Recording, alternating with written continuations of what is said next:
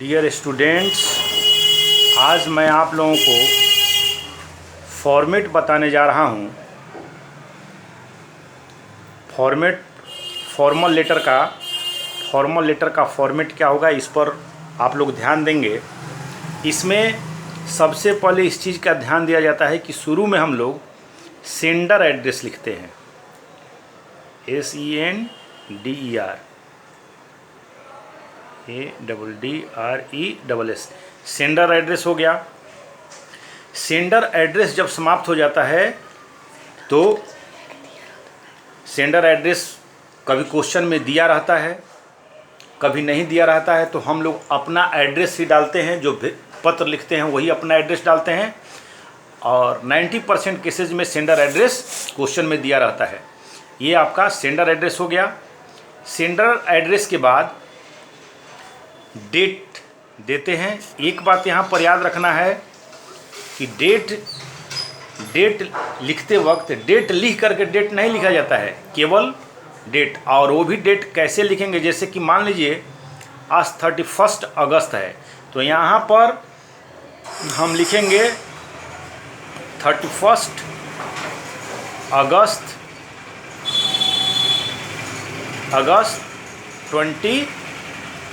2020 ऐसे लिखेंगे। डेट लिख करके नहीं लिखा जाएगा, केवल यही सेंटेंस लिखा जाएगा। ब्रैकेट में इसको घेरिए नहीं घेरिए कोई मतलब नहीं है, सिर्फ आप 30 डेट लिख दीजिएगा। डेट लिख करके डेट नहीं लिखना है, केवल ये डेट लिखाएगा, ये याद रखना है। इसके बाद से हो जाता है रिसीवर एड्रेस, यानी जहां आप भेज रहे हैं। रिसीवर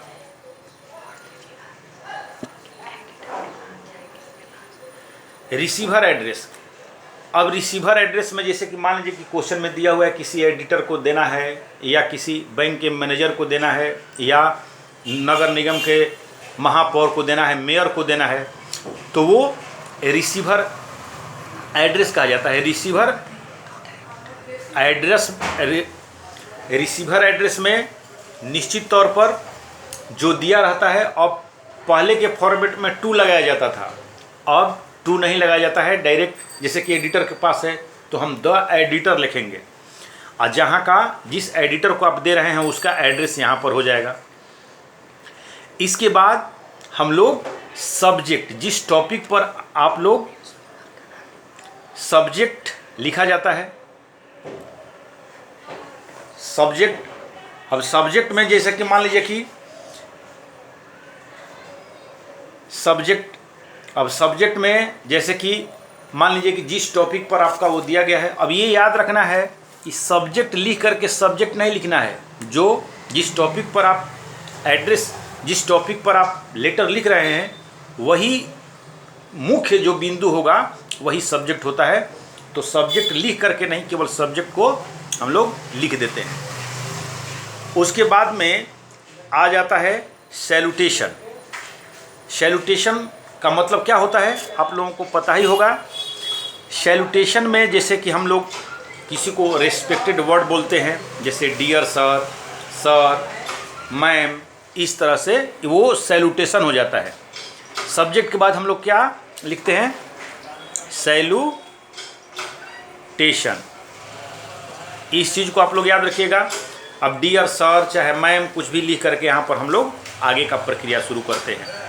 फिर हम लोग बीच से यहाँ से स्टार्ट करते हैं लिखना।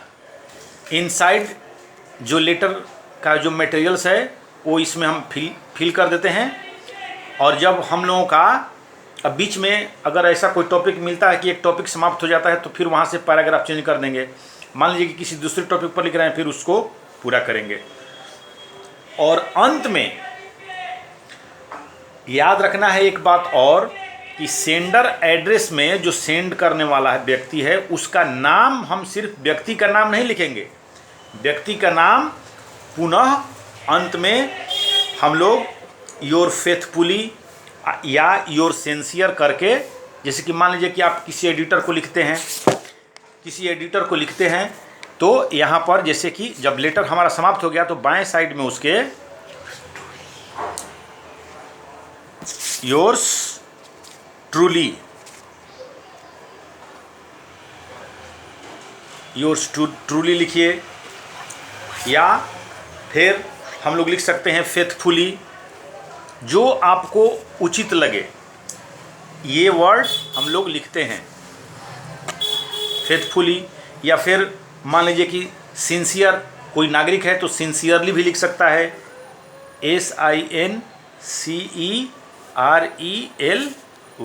सिंसियरली। माने याद रखिएगा कि योर्स के बाद इन वर्डों में से कोई भी हम एक वर्ड जो आपको उचित लगे वो लिख दीजिएगा, और तब अंत में हम लोग क्या लिखते हैं, नेम, जो सेंडर एड्रेस है। कभी कभी क्वेश्चन में नाम नहीं लिखा रहता है, कभी कभी नाम लिखा रहता है। जब नाम दिया रहेगा क्वेश्चन में सेंडर एड्रेस का तो उसका नाम लिख देंगे, अगर नहीं दिया रहेगा तो फिर हम अपना खुद का नाम लिखेंगे। तो यहाँ पर नेम, ये भी याद रखना है, यहाँ पर नेम लिख करके नहीं होगा, केवल नाम लिख दिया जाएगा। धन्यवाद।